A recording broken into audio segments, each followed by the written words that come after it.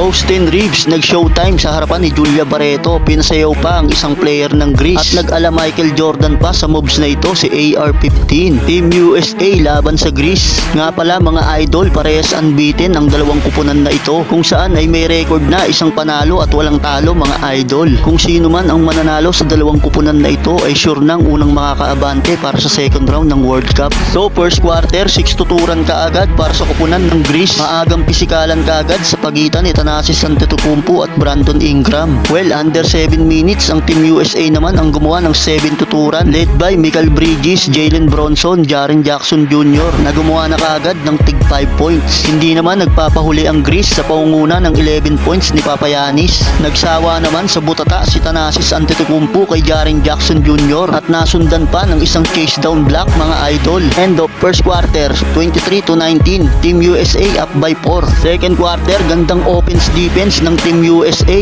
Austin Reeves transition double-handed dunk. Nag-ala Michael Jordan pa si AR-15. Malaking impact talaga ang naibibigay ni Reeves para sa Team USA. Lalong-lalo na sa mga crowd naghihiyawan mga idol. Well, maganda rin naman ang naging impact ni Tyrese Haliburton at Jalen Bronson na nakapag-ambag na rin ng tig 5 points para sa Team USA. Kumana din si Josh Hart ng 4 points with 5 rebounds, kung saan umabot na ang kanilang kalamangan sa double digits, 50-37 end of second quarter.